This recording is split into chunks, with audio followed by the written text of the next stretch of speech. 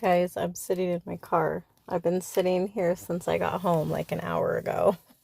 It's one of those days where, oh my God, I feel like I need to like decompress before I walk in the house. So I was like answering text messages, returning phone calls, scrolling on Facebook.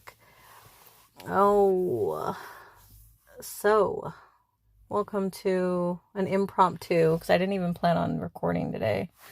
Episode 21. Oh my gosh, she's old enough to drink.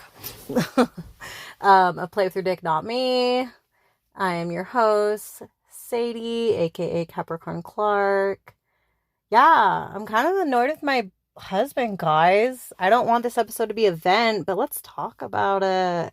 But before we get into why he's on my shit list right now, guys, oh my gosh. Oh my gosh. I'm so excited. Oh, I'm so excited. If you follow me on social media, you already know what I'm fucking excited about. Oh my God. MGK.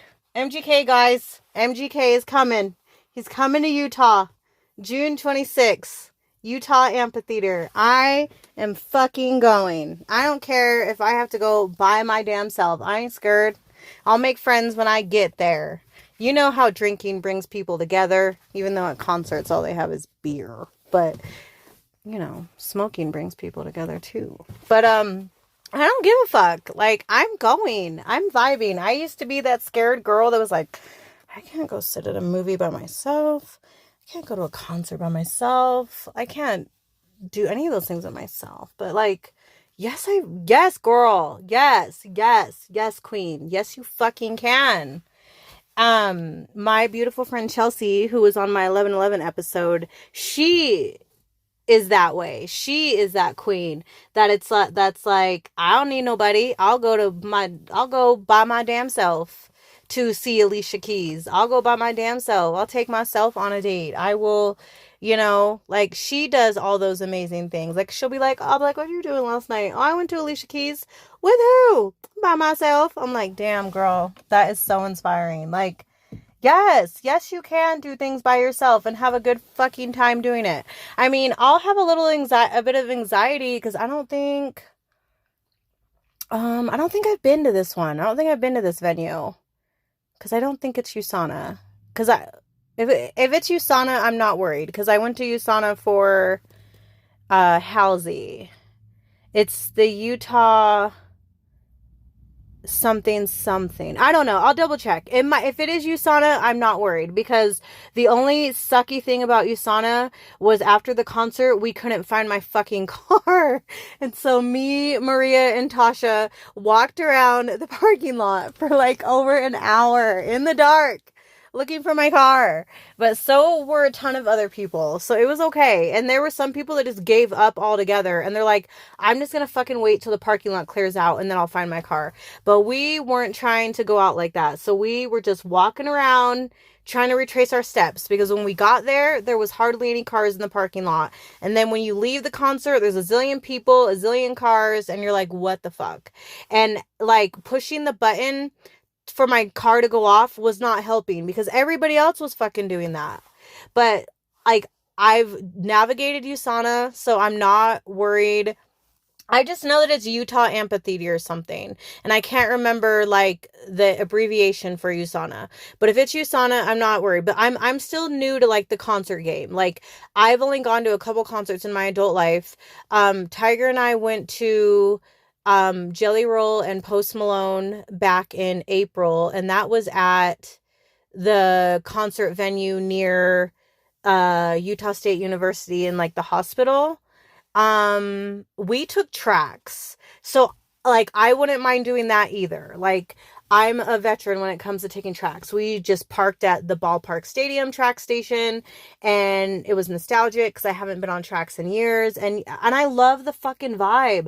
I love the vibe on tracks when people are going to a concert because you know that everybody is headed to the same fucking place. Everybody's vibing. They're chilling. They're all excited. They're about to go dance and listen to music and see like this artist that they love. And so I fucking love the vibe. Like when the Twilight concert series series used to be at Pioneer Park, taking tracks to that was a fucking vibe because everybody is on their way there and it's just chill. Like it's all love, it's all good vibes. And so I love concert energy. Um but yeah, I just know that it's Utah Amphitheater. So it may be USANA. I don't fucking know. I just need to look again. All I paid attention to was that MGK is fucking coming. June 26th, 2026. I'm so fucking excited. Like, I'm not missing it for anything. Like, I already got like an email that the tickets are going on sale next week. And so like I've given people the opportunity to come with me. Like I put a post on my Facebook. My friend Josh said he would go. My friend Stephanie said she might go. So like I don't know if the seats are assigned, but if they are, like I'll circle back to them and be like, are y'all for real? Because I'm going, and like serious inquiries only. Like I'm not going to be waiting on people being like, oh, I don't know. No, I will buy my ticket myself. Like I'm not waiting on people. Like I'll listen to the radio station and see if they're giving out tickets, maybe, because I wouldn't mind winning free tickets. But either way, I'm paying. I was even thinking about it a little while ago. Like I might splurge for like a backstage pass just so I can fucking meet him and give this man a hug, because he has no idea how much he has affected and benefited my life. Like his music, like I'm newer to MGK, but like that doesn't fucking matter. And his fans from day one need to like really like back the fuck up and stop being assholes to the newer fans, because it doesn't fucking matter when you came to love somebody. We're all there for the common reason of loving that person and fucking loving their music and their art. And so like I wasn't aware of MGK several years ago, back when he like entered in the rap game, which he's freaking sick. Like he is such a good rapper. Like I was not there from the beginning, but like I've heard like a mixture of all his different stuff and all the different genres that he's tapped into and how he's just multifaceted, multi-talented. Like I fuck with all his shit. But like his Tickets to My Downfall and his what is it? What's the other album? Uh like Hollywood Sellout or something like that. Like his more recent stuff over the past couple years like has resonated with me very deeply. And these past 2 years, getting through like my spiritual journey, my healing journey, being the most saddest and you know I've ever been in my life, and grief, like those albums have resonated and got me through some really dark times. Like on my hardest days, I'm more than likely listening to nothing but MGK, a mixture of Jelly Roll, Halsey, like, yeah, like MGK. Like I just feel like with these few artists that have been there for me in this very dark time in my life the past 2 years, I have to give it back to them. I have to find some way to thank them. And the only way I can do it is by showing up to their concert and singing along to their songs that resonated so deeply with me and were like a hug during my darkest days. And tears are just going down my eyes as I'm singing the songs at the concert because they just healed me so much. Like I will do that. And so, yeah, I'm so excited. Like I told Tiger the other day, because I'm trying to get him to understand just how amazing MGK is, and I haven't convinced him yet. He just continues to like talk shit and run his mouth, and I'm like, you don't even know why you don't like him. You just decided you don't like him. You don't know anything about him. Shut the fuck up. And so I've like tried to get him to listen to like watch podcasts with me on MGK, and I love watching the videos of MGK and his daughter. Like he is like the ultimate girl dad. He is so fucking sweet. Like I will sit on YouTube all fucking day and watch the compilation videos that have been put together of him and his daughter. Like it is so fucking cute. If you've never watched them, go on YouTube and watch the thousands of MGK videos with him and his oldest daughter. They are so fucking adorable. But like, yeah, like I've tried to get him to like watch these things to just kind of like humanize MGK in Tiger's eyes and like see him as a person, because like Tiger resonates and likes Jelly Roll and understands his struggle and everything and where he came from and where he is now. He mad respects it, but he can't seem to give the same grace to MGK. And I'm like, why? What is your problem? Like You literally have no reason to not like him. And so I like have been forcing him to watch things that are MGK because I'm like, you're going to like him. You're going to like him. And so I told him, I was like, I'm going. And he did that annoying thing he does where he's like, we don't have money for that right now. And I'm like, fuck you. Yes, we do. Like, I will take money out of my own damn paycheck and buy me a fucking ticket. But like, I know how Tiger works because he originally told me no about going to Jelly Roll and Post Malone with me. And so he thinks that that'll be the end of it. That if he says no, I'm not going, that I'll just be like, fine, I'm not going either. No, no, no, no, no, no, no, no. Like, cool, you can sit this one out. I'm going to go then. And so when he realized that I was still buying a ticket to Post Malone and Jelly Roll, he was like, fine, I'll go. So then I had to sell my ticket. I had to sell my fucking ticket. First, I tried to advertise it on Facebook, but that's not allowed. And so then I sold my ticket on Ticketmaster for the solo ticket and then bought new tickets for me and Tiger. So I'll probably end up, I can almost guarantee you guys, I will end up doing that because Tiger never wants me to, bro, what are you looking at? Anyways, bro, that was so weird. But anyways, I'm like sitting in my car, like talking, like, why are you staring at me so hard? But that's just how he operates. He doesn't want me to do anything by myself or anything without him. So even if he'll go, no, I don't want to go. No, I don't want to go. At the last minute, he'll go, fine, I'll go. So I have a feeling that that will be what happens. He'll just end up going with me. So yeah. But either way, I'm going with or without him, with or without any of my friends. I am fucking going. I am not freaking missing this. Like, I am so fucking excited. So fucking excited. Like, that was like the best news that I've heard all fucking month. Like, I needed that. Like, I needed that. There were rumors and murmurs going around of, oh, MGK's gonna go on tour because he just had his new album come out, A Lost Americana. And, you know, you were hearing rumors like, oh, he's gonna go. And I'm like, okay, bet. I'll believe it when I see it. And I started thinking that it was just that, just a rumor. And then bam, this week, he's coming. Because at first I was going to go to Vegas to see him at the, what is it called? What is it called? The race car driving. I forget, but I was willing to fucking go to Vegas and see him in Vegas. I mean, that would have been an expensive ass trip, but I would have got there. But yeah, he is now coming to Utah. So I am going and I'm so fucking excited. Oh God, I'm so excited. But anyways, let's not assign gender roles, guys. Let's not do it. Let's not do it. Just because some of us have a vagina in the relationship does not mean that we are supposed to just cook and clean and do the laundry. No. And just because some of us have dicks between our legs does not mean that, you know, we're only assigned to mowing the lawn and taking the trash out. No. Okay, well, I will argue that one because I don't take the trash out. I absolutely don't. I am a germaphobe. I wash my hands 1,000 times a day. I can't handle bad smells. I don't do trash. So it's been agreed upon in my marriage that Tiger takes the trash out or my oldest daughter will take the trash. I do not touch the trash can. If I am near the trash can or if Tiger puts the trash cans in the garage, which I fucking hate because it stinks it up, I have to go shower. Just to go take the trash out, if I have to absolutely do it, I have to go shower afterwards. It makes me so bleh. Even though I'm just touching the lid and opening it, no. I have to go shower afterwards. It makes me sick. So in my marriage, it's agreed upon. I don't take the trash out. That's it. I will do everything else. I don't take trash out. Tiger never fucking cleans the bathroom, guys. He never cleans the bathroom. Ever. We've lived in our house for like 5 years and he's never cleaned the fucking bathroom. Maybe like once. And he like half did it. Like he half-assed it. Like, yeah. When I can get him to put the laundry away, he never puts it all away. He puts some of it away and I'm supposed to do the rest. So, yeah. Ugh. So,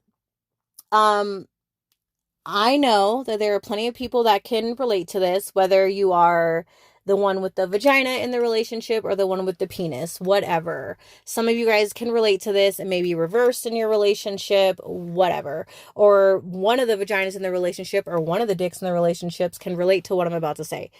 It is really, really fucking annoying when you're the one that's been at work all day and your spouse has been at home and you get home from work and they haven't cooked fucking dinner. It's so annoying. And in my marriage, personally, this has been an ongoing argument over the years.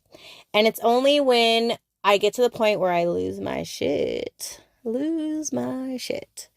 that my husband, because he hates when I'm mad at him, he absolutely hates it. It doesn't sit well with him when I'm not speaking to him or when I'm angry at him. Like, God bless him. He is so sweet. With how much he just, needs me to speak to him and give him attention and stuff. But he always just needs us to always be good. Like, he doesn't like fighting. He doesn't like arguing. He just wants us to always be good. And don't get me wrong, I love that about him. It's so freaking sweet. Oh, that's why the camera was kicking on. He's spying on me. He's wondering why I haven't come in the house. And he's wondering who I'm talking to on my phone. He's been watching me on the Ring cam while I'm sitting in my car. Anyways, he probably thinks I'm mad at him. But because I haven't come in the house yet. But but yeah, like, it gets frustrating when he gets a little complacent. And he's the one that's been home for a few days, on his days off, and I get home and he has not cooked dinner and our laundry is not put away. And it's like, that is not fair. And I understand I'm not perfect. There's things that I don't do that irritate him. We've had this conversation this morning because I was like, we need to talk. I don't want this animosity between us. I'm not feeling supported lately with the things around the house. And then I aired out my grievances. And then he was like, well, what about you? When I get home from work, your hair stuff and your makeup is all over the counter in the kitchen, bathroom. And you don't always clean that up. And I'm like, okay, fair enough. Noted. There are times where I am running late. I have to get myself and two other little humans ready in the morning, and then I have to rush them to school. And then depending on the schedule that our oldest daughter has that day, I have to also take her to school. So by the time I'm done getting my ass ready, we may have to go. It may be time to go. And so I don't have time to clean up my makeup. The irons, the flat irons, the curling irons, they stay on the counter because they're cooling off. They're unplugged, but they're cooling off. But duly noted, I will carve out some more time to make sure my makeup is cleaned up, hair is out of the sink. Like, so yeah, we came to a compromise. But yeah, like, I don't know about y'all, but this continues to be a frequent, revisited over and over again of the 13 years we've been together argument in our marriage. Is, sometimes one of you are not, like, some people say it's 50-50. I used to believe that, but I think that each spouse should be bringing 100. 100.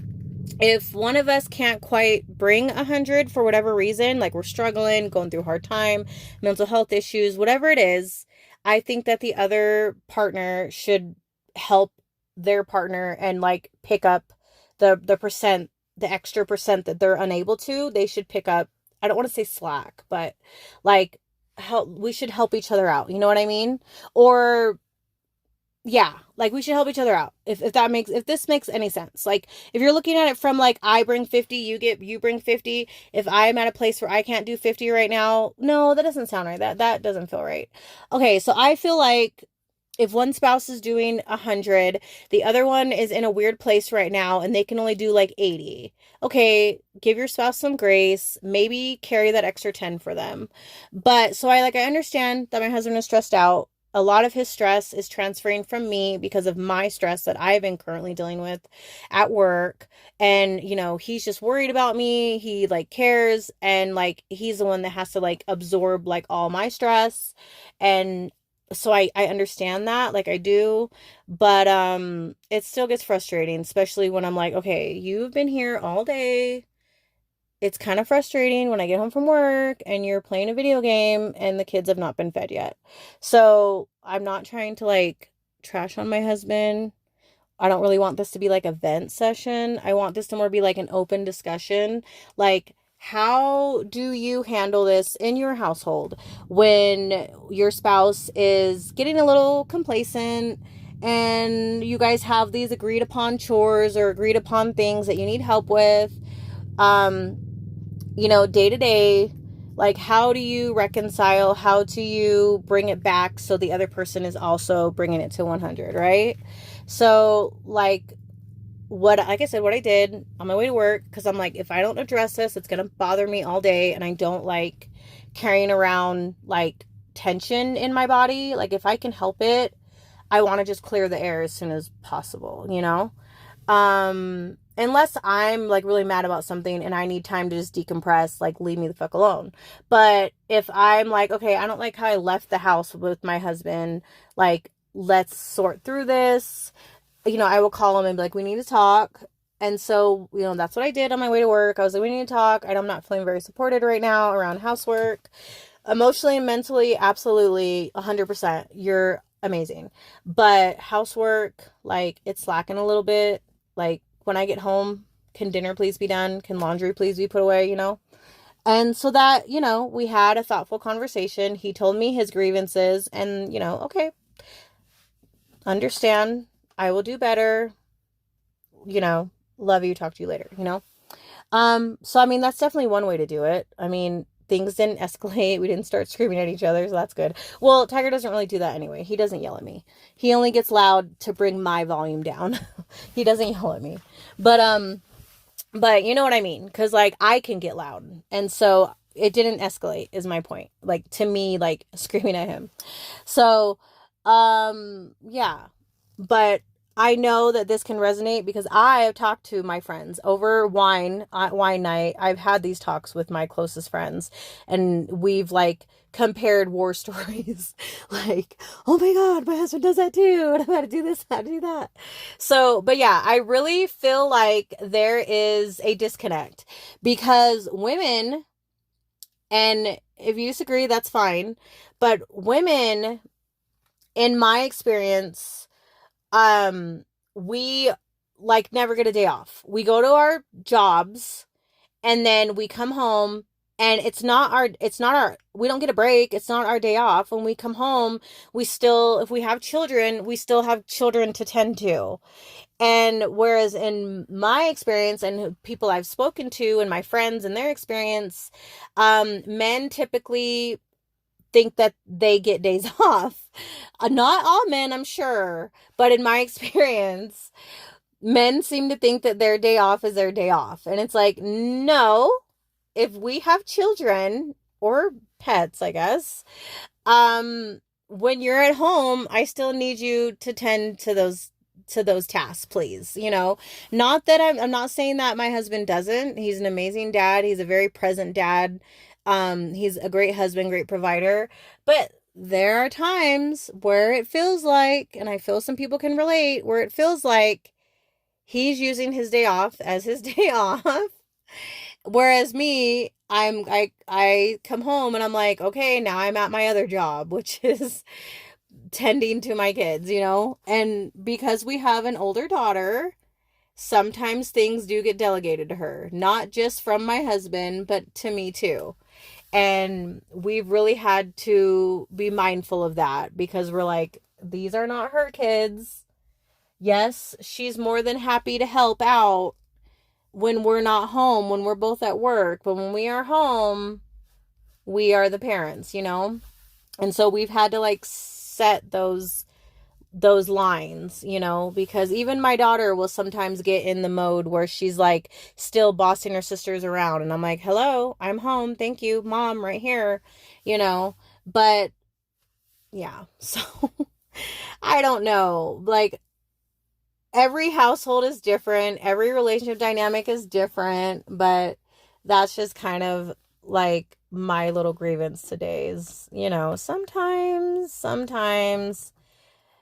one of the people in the relationship at varying times in the relationship will feel like an area is lacking, in support. You know what I mean? And I think it's important to not assign gender roles ever. If you make an agreement early on, like, I'm not ever taking the trash out, and your spouse is like, okay, I'm fine with that. But, like, let's not assign gender roles if we can help it. And if you're home all day and your spouse is at work, like, I don't care if you're the man or the woman or whatever. Like, if you're the one at home all day, freaking, and you know that your spouse is stressed out with work or whatever, like, don't be another source of their stress, is all I'm saying. Like, please have dinner cooked when they get home.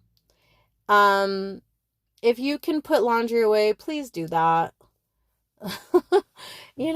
So, but like I said, I'm not trying to, uh, like, drag my husband. I'm not. And everything that I'm talking about has already been said to him. So I'm just trying to, like, bring awareness to this, okay? So, because Tiger gets all the praise, okay? Like, he gets all the roses, all the praise, all the cookies, whatever.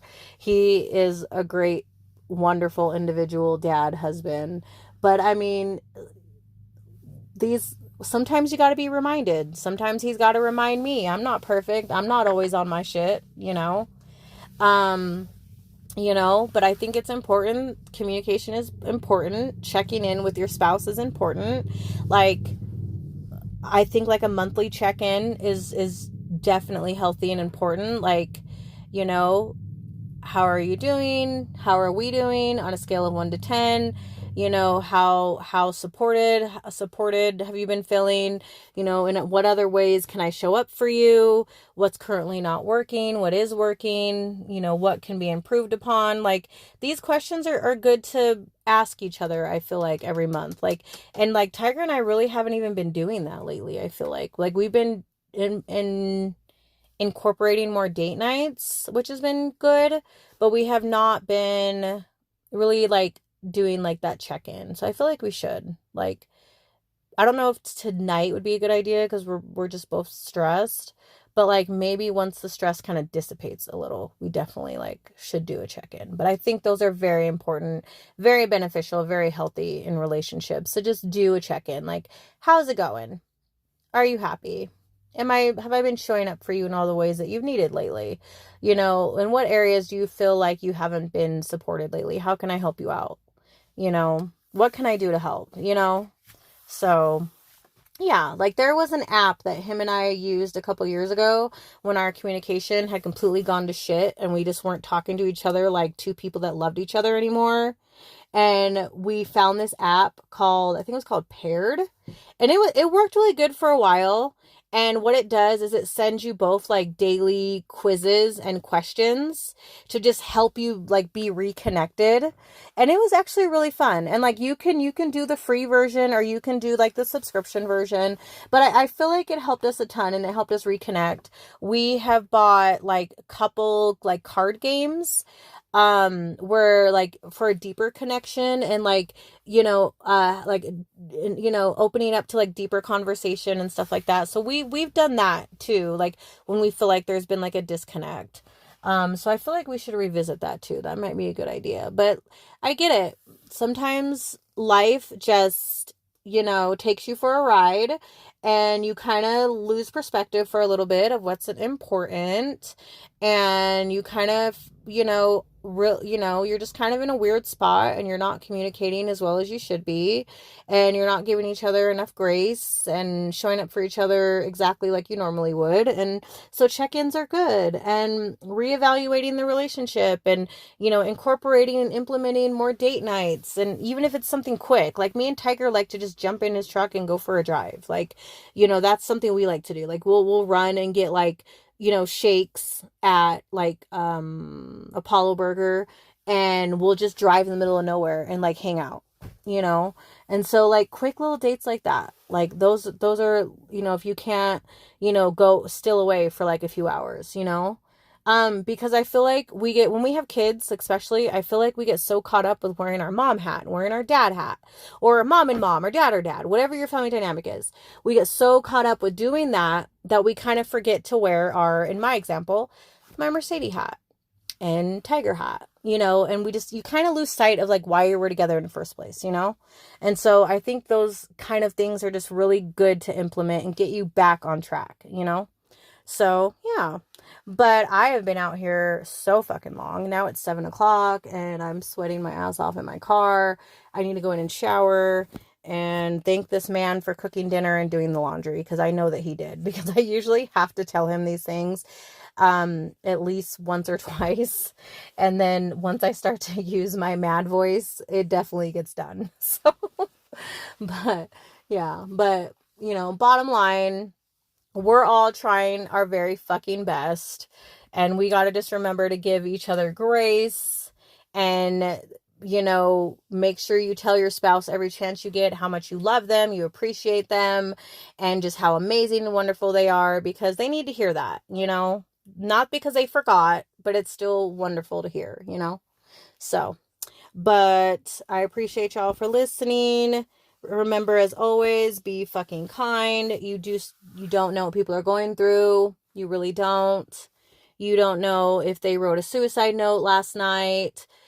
You don't know if they were just at the brink of unaliving themselves and somehow they woke up this morning, thankfully, but you don't know. And the smallest acts of kindness can mean so much to people, so much.